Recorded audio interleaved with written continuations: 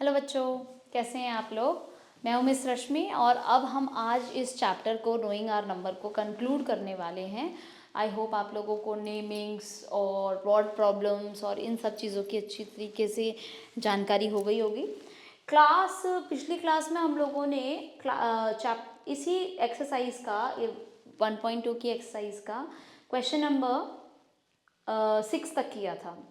अब हमारे पास question number 7 है, जो कि थोड़ा सा मुझे लगता है इसके अंदर बहुत सारे स्टेप्स हैं और ये एक अच्छा केस स्टडी क्वेश्चन भी बन सकता है। तो बोला है a merchant had 78,592 rupees with her. तो मनी मर्चेंट पता है ना आप लोगों को क्या होता है। मर्चेंट होता है जो कि ट्रेडिंग करता है, ठीक है, जो कि सामान की खरीदारी करता है। तो a merchant had money merchant had was rupees, ये रुपीज़ का साइन है, आई होप सबको याद हो। 78,592 78,592। तो ये आपके पास पैसा जो था वो था मर्चेंट के पास, ठीक। अब उसने प्लेस किया an order of purchasing 40 radio set. तो cost of 1 radio set is ₹1200, ठीक है। तो यहाँ पर उसने 1200 का एक रेडियो सेट खरीदा और ऐसे उसने number of radio set bot is 40। तो टोटल कॉस्ट ऑफ 40 सेट्स ये बन गया आपका 1200 इंटू 40। तो आप जब इसको मल्टीप्लाई करेंगे तो जो आपका आंसर आएगा वो कुछ होगा 48,000, ठीक है, ₹48,000 करके आप लोग देखिए। मेरे ऊपर कोई भरोसा करने की ज़रूरत नहीं है, खुद करो और निकाल के दिखाओ क्या मैंने सही किया है और गलत किया है तो मुझे बताओ कि मैम आपने तो गलत किया, हमारा आंसर तो ये है। ओके, चलिए मान के चलते हैं कि अभी मैंने ठीक किया है। तो 48,000 जो है मान लो उसका टोटल पैसा स्पेंड हुआ, ठीक है। अब पूछा गया है कि how much money will remain with her even after the purchase. So money यहाँ पर स्पेंट हमने लिख दिया, मनी स्पेंट कितना था ₹48,000। सो मनी लेफ्ट आफ्टर परचेज, तो वो जो मनी आफ्टर परचेज बचेगा वो कुछ इस तरीके से होगा कि 78,592 में से आप माइनस करेंगे 48,000 को। तो जब ये आप करेंगे माइनस तो आपको पता चलेगा कि यहाँ 2, यहाँ 9, यहाँ 5, यहाँ 0 और यहाँ 30 आएगा।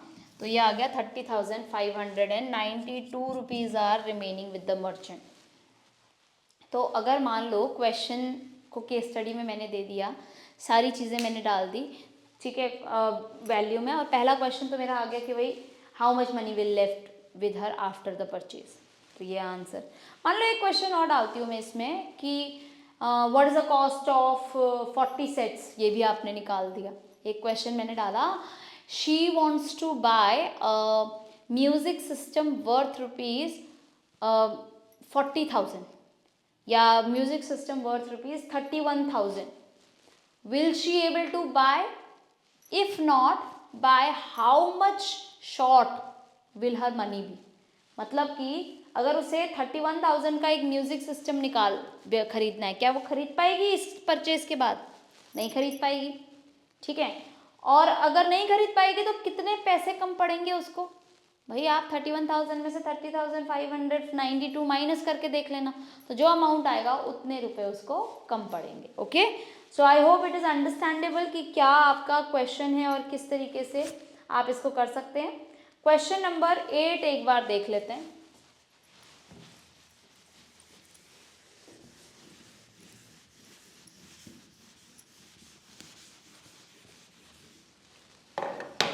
Question number 8. A student multiplied 7236 by 65 7236 को उसने 65 से मल्टीप्लाई कर दिया।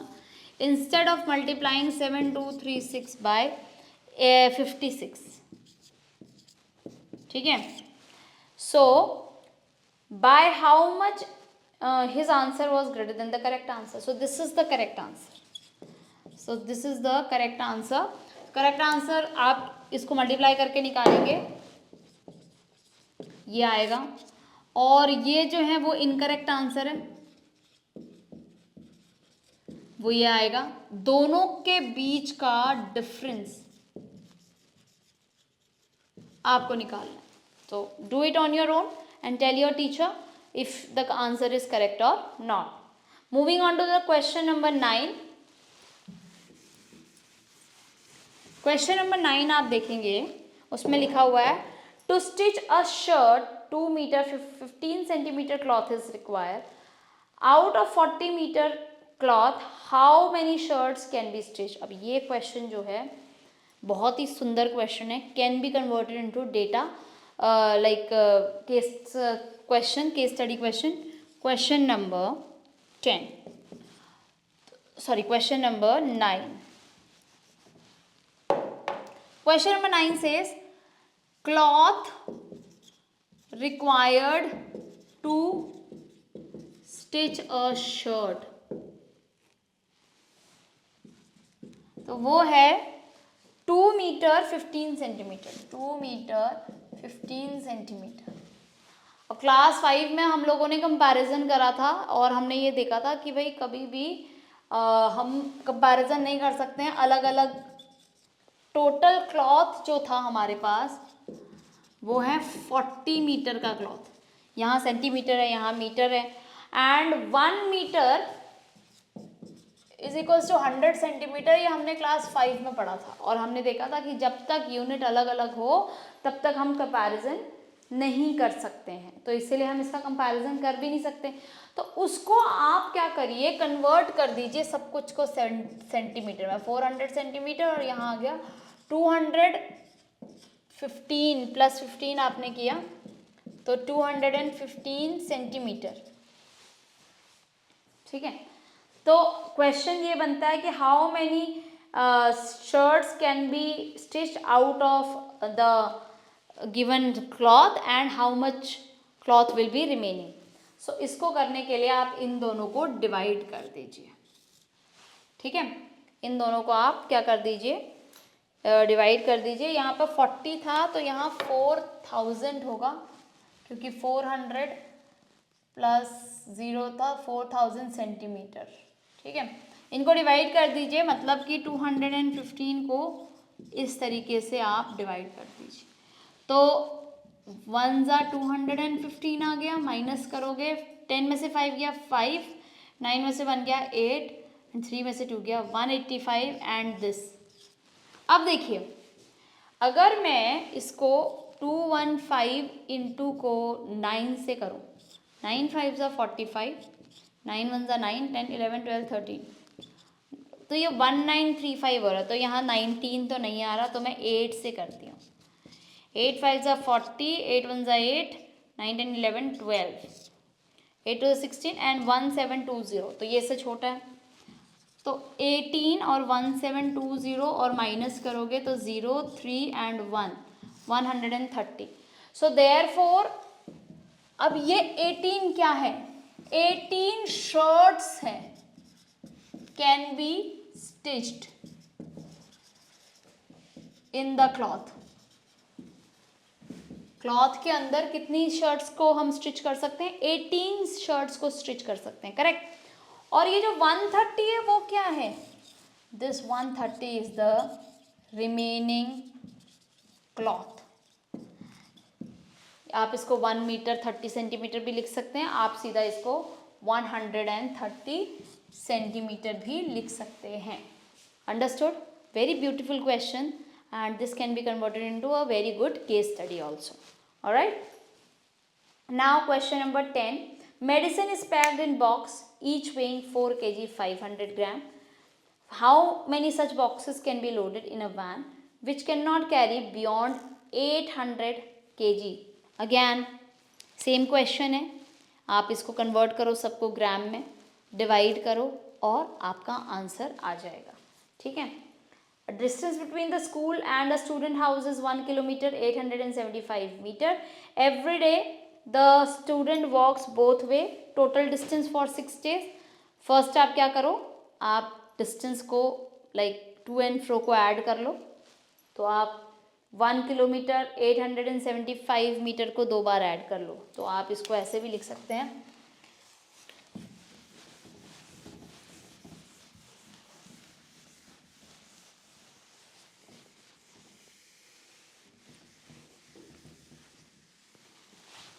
This is question number 11. 1 kilometer 875 meter. 1 kilometer 875 metre. So इनको ऐड किया 550 7714 and 115. Now this is 16 and 17. तो 750 मीटर आ गया और यहाँ पे 1 किलोमीटर में कन्वर्ट हो जाएगा ये. तो ये 3 किलोमीटर 750 मीटर्स तो अपना डिस्टेंस इन 1 डे है. ओके. इसको आप मल्टीप्लाई कर दीजिए 6 से, तो वो आपका आंसर आ जाएगा कि टोटल 6 डेज में उसने कितना डिस्टेंस कवर किया. ठीक है. I hope you understood. Now a vessel has 4 litre 500 millilitre of curd. In how many glasses each of capacity 25 ml capacity can it be filled. Same question, सब कुछ ml में करो और डिवाइड कर दो. Alright. So with this the word problems are over. And I hope you are very much clear with the word problems. I have done a lot of questions with you, but I have still missed on purpose a few questions so that you could try them on your own. Kindly try them on your own. Let's start with the next topic, estimation.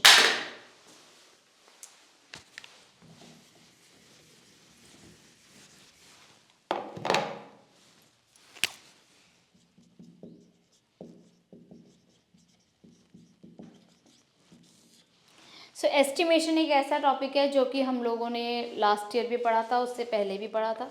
तो estimation को हमको ये देखना है कि estimate करते हुए, round of करते हुए हमें क्या क्या चीज़ें देखनी पड़ती है. फॉर एग्जाम्पल, अगर मुझे नियरेस्ट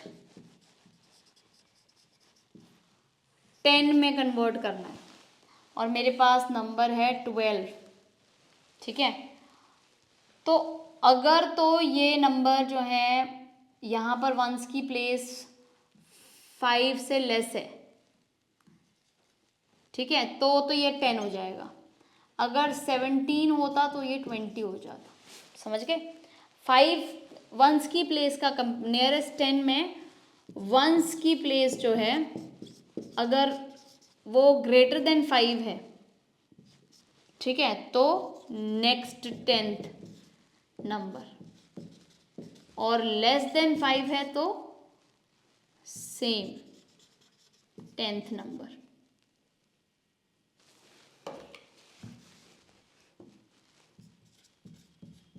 फॉर एग्जाम्पल, अगर मेरे पास नंबर है 27, क्योंकि ये नंबर 5 से बड़ा है तो ये बन जाएगा 30. और मेरे पास अगर 22 है, ये नंबर 5 से छोटा है तो ये रहेगा 20. आई होप यू अंडरस्टूड. ठीक. सो इसी तरह हम नियरेस्ट 100 और नियरेस्ट 1000 भी देखते हैं. लेट अस सी.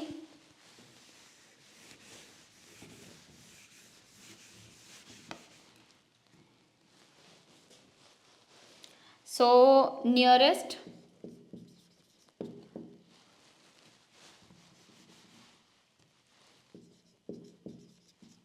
100 की बात हो रही है. मान लो आपके पास कोई नंबर है जिसमें आपके पास नंबर है 841. अब ये वंस की और टेंस की प्लेस देखो. ठीक है. सो वंस की और टेंस की place if it is greater than 50, so it will be next 100. If the ones की और tens की place is less than 50, so it will remain to the previous 100. Okay, it will remain to the previous 100. For example, this is less than 50, so it will be 800 only. Okay, whereas if it is 168, so this is 68 is greater than 50, so it will become 200. Understood? So ये है आपका इस तरीके से दो number estimate हमने कर दिए. अब ज़रूरी नहीं है कि हंड्रेड्स वाले नंबर ही नियरेस्ट 100 में आपका एस्टिमेट हो. कभी कभी क्या होता है, जैसे कि कोई नंबर दे दिया मैंने 49730 और मैंने आपको बोला कि इसको नियरेस्ट 100 में एस्टिमेट करो. तो भाई नियरेस्ट 100 में एस्टिमेट करने के लिए वंस और टेंस की प्लेस ही देखनी पड़ेगी आपको, चाहे नंबर कितना भी बड़ा हो जाए. तो अब ये 30 है, ये 50 से छोटा है, तो ये 49700 हो जाएगा. बट अगर ये नंबर होता 49780 तो ये बन जाता 49800. Understood? So it is all about 100 है तो लास्ट 2 पोजिशंस, 1000 है तो last 3 position, and so on we are going to see. So let us start with estimation and estimation of sum and difference also. ठीक है, which is your exercise 1.3.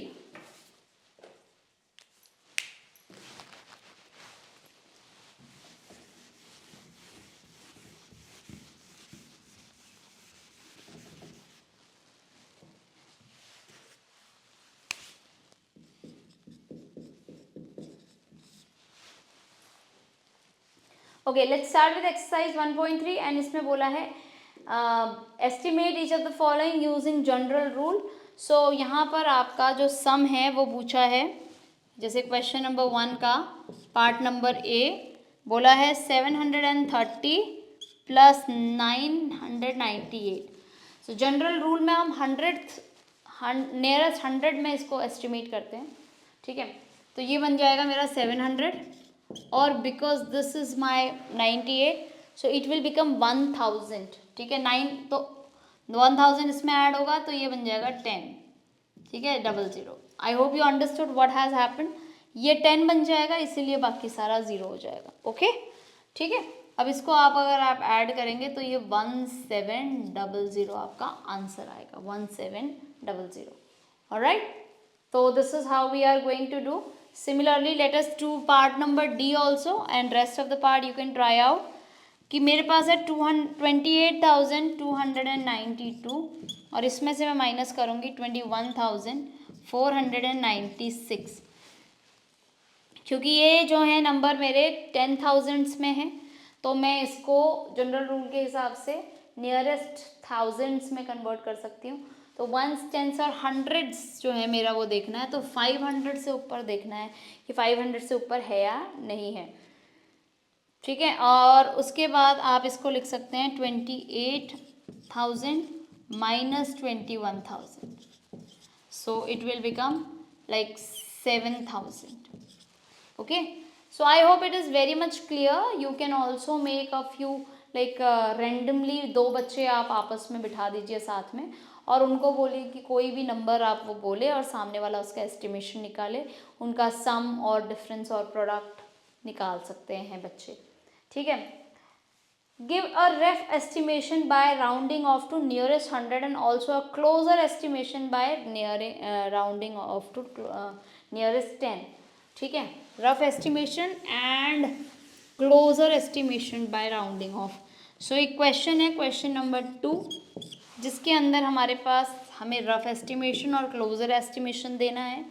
439 plus 334 plus 4317 बोला है. Rough estimation मैं RA से denote कर रही हूँ. Rough estimation by nearest 100.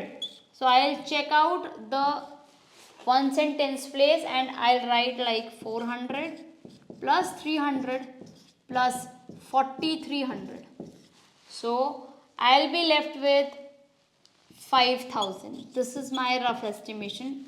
5,000, 43, 46, 47, 48, हाँ 5,000. ठीक है, अब close estimation I am writing as CA by nearest 10, तो दिस विल बिकम 440. ठीक है, अब ये वाली पोजीशन देखेंगे, ये वाली सारी कि ये 5 से बड़ी है नहीं है, और ये बन जाएगा 330 और ये बन जाएगा 4320. Now if you add them you will be getting 0, 4, 5, 6, 7, 8, 9 and 3, 4, 5, 6, 7, 8, 9, 10 and 5. So closely it will be equal to 5090 और इनफैक्ट अगर आप इसमें इनको एक्चुअली भी ऐड करके देखते हैं तो आपका आंसर नियरली इतना ही आएगा. ठीक है, इससे थोड़ा सा प्लस माइनस हो सकता है बट ज़्यादा नहीं होगा. But this is a rough estimation of. I hope rough estimation and close estimation you are clear with. ठीक है, try out the rest of the parts on your own and let your teacher check it and check whether you have understood the concept or not. Now question number 3, estimate the following product using the general rule. Okay, let's check.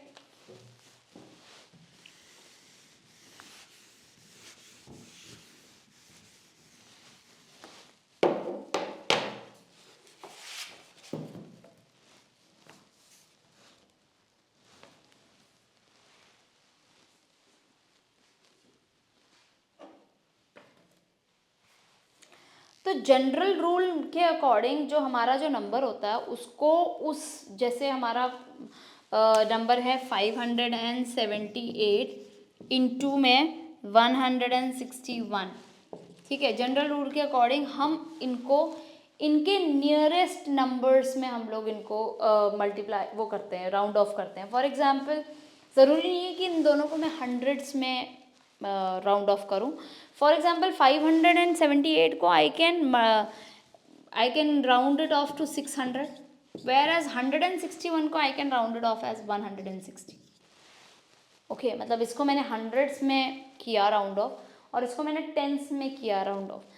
ठीक है, तो इससे मेरा ये होता है कि भाई एस्टिमेट प्रोडक्ट मेरा इजीली निकल सकता है. ठीक है, तो आप लोगों को ये चेक करना है कि आप इसको किस में कन्वर्ट कर रहे हैं. लाइक 578 को 600 में कन्वर्ट करना बहुत आसान था क्योंकि वो उसके नियर बाई है और 160 इसको 160 में कन्वर्ट करना ज़्यादा आसान था. हालांकि आप इसको 200 में भी करते हैं बट वो एस्टिमेटेड जो आंसर आता है वो बहुत ज़्यादा एस्टिमेटेड आता, बहुत ज़्यादा रफ एस्टिमेटेड आता है. यहाँ पर क्लोजर आएगा आंसर. तो यहाँ पर आपके 3 जीरोज ऑलरेडी लग गए. 6 6 36 एंड 9 आपका 96,000 आपका आंसर आ जाएगा. ठीक है, सो ऐसे और भी एग्जाम्पल्स आप देख सकते हैं. जैसे कि एक क्वेश्चन है डी पार्ट में. डी पार्ट के अंदर आपके पास क्वेश्चन है 9250 मल्टीप्लाई बाय 29. अब बहुत आसान है वैसे तो. 9250 में मैं नियरेस्ट 1000 अगर करना चाहूँ तो ये 9000 बन जाएगा और इसको नियरेस्ट 10 करना चाहूँ तो ये 30 बन जाएगा.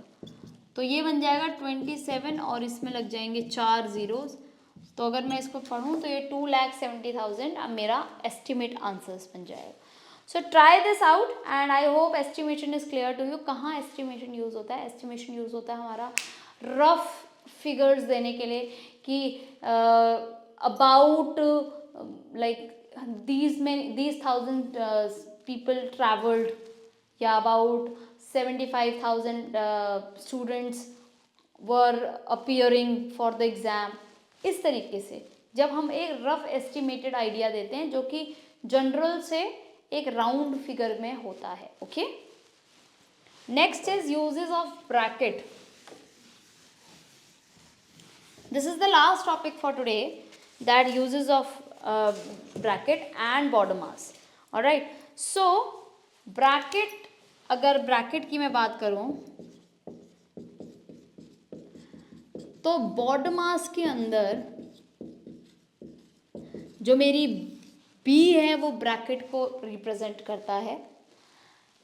border mass में जो B है वो ब्रैकेट को रिप्रेजेंट करता है. ब्रैकेट की हाईएस्ट प्रायोरिटी होती है.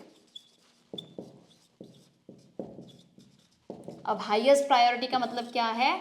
ये सबसे पहले सॉल्व होता है.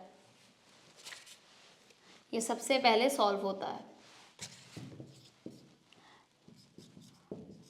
फॉर एग्जाम्पल मैंने दिया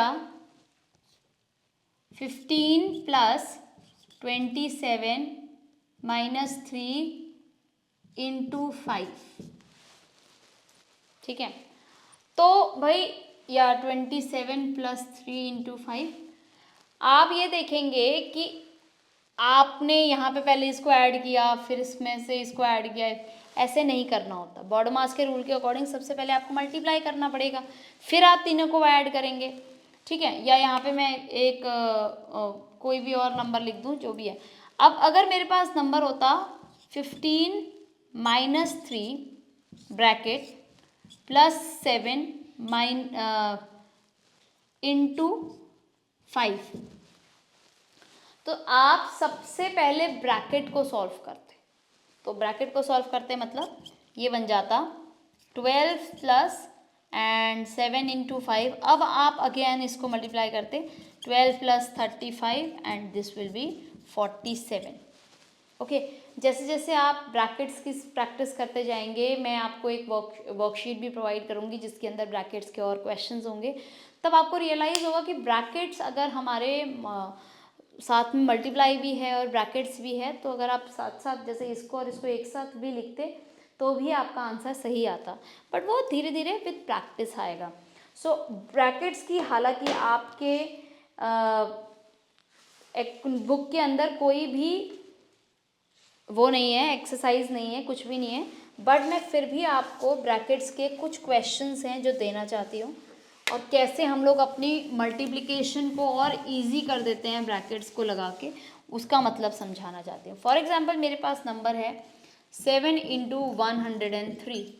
सो this 103 could be written as 100 + 3 and I apply a bracket over here, जो कि अब ये जो मैंने अभी किया है ये एक प्रॉपर्टी है जिसके बारे में हम नेक्स्ट क्लास में, नेक्स्ट चैप्टर में पढ़ेंगे।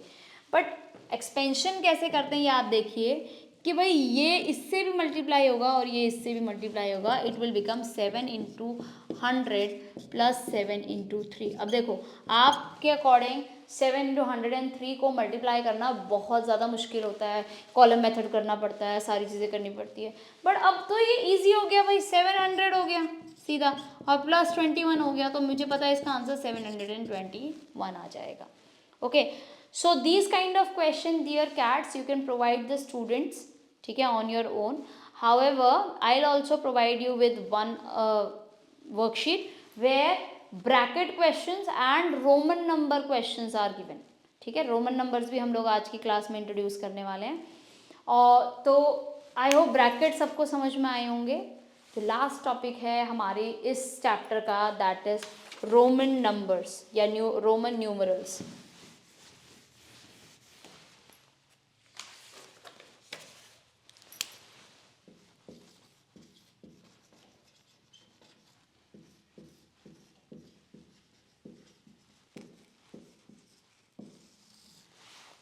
रोमन न्यूमरल्स जो सबसे पहले मतलब हम जो पढ़ते हैं वो हिंदू अरेबिक नंबर सिस्टम पढ़ते हैं। जो उससे पहले भी एक नंबर सिस्टम था वो था रोमन न्यूमरल्स का। अब रोमन न्यूमरल्स जो थे वो ना बेसिकली सिंबल्स का इस्तेमाल करते थे, और कोई भी सिंबल 3 बार से ज़्यादा यूज़ नहीं होता था।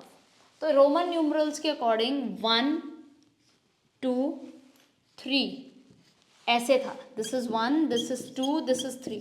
अब जब आई बारी 4 की तो ये लिखना अलाउड नहीं था, ठीक है, क्योंकि बहुत कंफ्यूजिंग हो जाता।